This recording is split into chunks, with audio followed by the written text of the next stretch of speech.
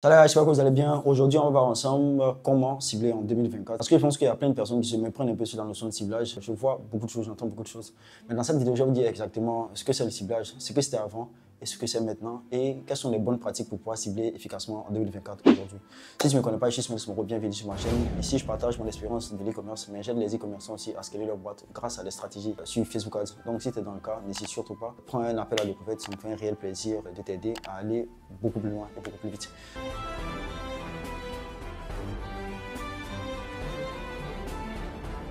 Comme je l'ai dit au départ, qu'est-ce que c'est exactement le ciblage? Parce que l'une des notions qui était extrêmement plébiscitée dans le temps quand Facebook sortait, c'était sa capacité à pouvoir cibler exactement les gens.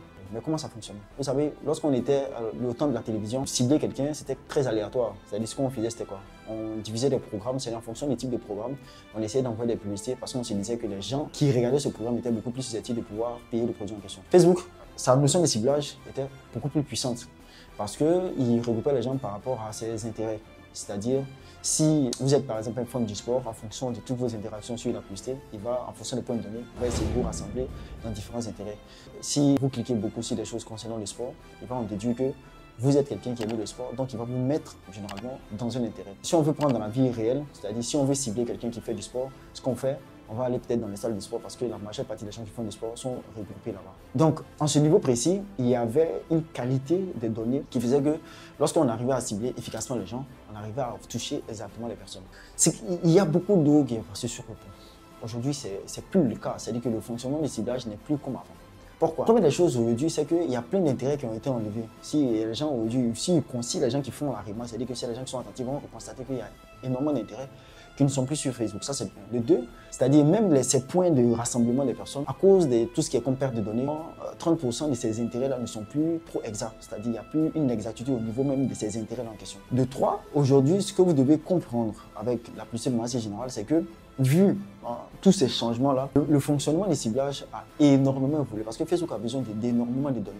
Parce que le fait de restreindre l'algorithme, c'est-à-dire par des intérêts, généralement, il n'arrivait pas à avoir énormément de données pour s'optimiser. Donc aujourd'hui, l'algorithme a besoin d'énormément de données pour s'optimiser au fur et à mesure. Or, de mettre simplement dans un intérêt bloquait, c'est-à-dire l'algorithme à s'optimiser au mieux. Donc tout ça a fait qu'aujourd'hui, le ciblage il a énormément évolué. La première chose que vous devez remarquer pour comprendre que le ciblage a évolué, c'est quoi? Facebook, c'est le fonctionnement de Facebook. Facebook fonctionne par quoi? Par préintention d'achat. Constatez vous-même, quand vous cliquez sur quelque chose, automatiquement, qu'est-ce qui se passe? Facebook va vous montrer la majeure partie du temps des produits qui sont affiliés à ce type de produits. Son fonctionnement est devient de plus en plus similaire à un algorithme de TikTok. Donc, de manière générale, il fonctionne comme même le fil d'actualité. Facebook, c'est quoi? Plus tu lui donnes des informations qui sont assez précises, plus il va pouvoir cibler exactement la personne que tu veux. Raison pour laquelle j'ai toujours dit, si tu ne sais pas toi-même ce que tu veux, tu ne vas pas trouver ce que tu veux sur Facebook Ads. C'est aussi simple que ça. Aujourd'hui, c'est comme vous êtes dans la ville aujourd'hui, vous dites que vous recherchez quelqu'un. Plus la photo de la personne sera claire, plus l'IA aura la capacité de... Mais dans son fonctionnement, qu'est-ce qui se passe? Considérez que vous avez votre publicité qui est là et vous avez vos textes publicitaires, par exemple, qui sont ici. Vous avez tout ce qui est comme... puis vous avez les images, par exemple, ici. Comment est-ce que exactement Facebook fonctionne aujourd'hui? Attends.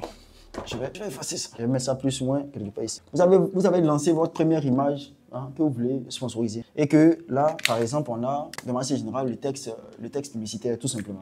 Et on a, c'est-à-dire que, considérons que vous vendez, par exemple, je n'importe quoi, un vélo. Vous avez, par exemple, le vélo qui est là. Voilà. Un vélo, bon, je suis mauvais en vélo, un vélo, par exemple, qui est ici. Et le texte qui est là et tout ça. Qu'est-ce que Facebook va faire, généralement? Quand vous lancez, premièrement, la publicité, il va simplement montrer la publicité à un groupe de personnes. Ça, aujourd'hui, c'est dans votre fonction. C'est-à-dire qu'il va montrer la publicité à un groupe de personnes. Ce qui va se passer, c'est que si lui, il est content de recevoir la publicité, lui, peut-être, il n'est pas content de recevoir la publicité. Si lui, il est content de recevoir la publicité, il va remontrer encore la publicité à un autre groupe de personnes. C'est-à-dire, il va venir ici, il va venir là, il va remontrer encore la publicité à un groupe de personnes. Et ici, là et là, il va regarder. Peut-être lui qui a vu ici, il est content, lui qui a vu ici, il n'est pas content. On est d'accord? Au fait, en montrant la publicité, en fonction des informations que tu lui as données, il va scanner ici la créa pour voir ce que tu vends en général. Le texte ici, ce que tu vends aussi en marché général. Et il va présenter ça. Parce que lui, le but du jeu, ce n'est pas de montrer quelque chose à quelqu'un auquel la personne ne veut pas voir. Parce que le but du truc, c'est de montrer quelque chose qui intéresse. Donc, par défaut, il va essayer de voir les gens qui ont un intérêt par rapport à cela. C'est ce que je veux dire. Donc, d'abord, il va présenter. Quand il présente, quand il voit que lui n'est pas content d'avoir, il va regarder au fur et à mesure les gens qui sont contents de se voir. Et puis, il va regarder, par exemple, le profil de ces gens et au fur et à mesure, il va indiquer. Raison pour laquelle, si vous avez remarqué aujourd'hui, la majeure partie du temps, le broad va beaucoup mieux fonctionner. C'est-à-dire tout ce qui est comme intérêt, machin, il fonctionne de moins en moins, mais le broad fonctionne bien. Le broad fonctionne sur ce principe. Quand il montre au fur et à mesure, il voit maintenant la similarité entre les gens, entre ces personnes-là. Au fur et à mesure, il va montrer ça aux grands sur différentes personnes. C'est comme ça qu'il fonctionne, généralement. Donc, si vous devez comprendre une chose qui est fondamentale là-dedans, le fonctionnement du ciblage, il est comme ça, aujourd'hui en 2024. Raison pour laquelle, quand vous voulez faire, si vous arrivez à matérialiser le plus exact possible, c'est-à-dire que votre cible, vous arrivez à décrire réellement la douleur et faire des créatives qui sont dans ce sens-là, de manière assez générale, vous allez pouvoir comment on appelle ça, vendre beaucoup plus parce que vous savez ce que vous cherchez. Le problème des gens, ils ne savent pas. Même lors de mes coachings, la première question que je pose toujours, c'est à qui vous vendez. Pourquoi? Parce que beaucoup ne savent même pas à qui ils vendent. Si vous ne savez pas à qui vous vendez, vous ne pouvez pas faire vous ne pouvez pas faire. C'est pas quelque chose de technique. Avant, on passait dans la technicité. C'est plus quelque chose de technique. C'était dans l'ordre de la technique. Le ciblage est venu maintenant dans l'ordre beaucoup plus du marketing, de la compréhension. Donc, ce sont ces choses-là. Quand vous allez le savoir, vous allez pouvoir le matérialiser beaucoup plus précisément sur vos différentes créatives, ce qui va occasionner d'avoir des choses qui sont beaucoup plus qualitatives. Donc, si vous ne fonctionnez pas comme ça et que vous pensez que vous avez un problème de ciblage parce que vous n'avez pas d'intérêt caché, machin, qu'on soit, ça c'était avant. Aujourd'hui, ce n'est plus le cas. Aujourd'hui, les choses ont énormément évolué et la majeure partie des gens sont restés encore bloqués là-dedans. Ici, si vous opérez comme ça, vous allez voir que généralement, vous allez pouvoir cibler beaucoup plus efficacement. Bon, okay. Donc, c'était un peu ça que je voulais vous partager. Le ciblage, je vous le dis, comme je l'ai dit, ça a énormément changé. Si vous voulez, comme je l'ai dit, augmenter vos chiffres, si vous avez une boutique, une commerce, une entreprise, que vous avez du mal avec la publicité, n'hésitez surtout pas. Prenez rendez-vous avec moi. Je vais vous aider à optimiser beaucoup mieux vos différentes publicités. Je vais vous aider aussi à faire des publicités aussi qui fonctionnent. Je vais vous aider aussi à revoir tout ce qui est votre offre et tout ça. Ça va vous aider à avoir des publicités qui sont beaucoup plus impactantes et des publicités aussi qui génèrent des chiffres. Donc sur ce, si cette vidéo tu as bien aimé, n'hésite pas.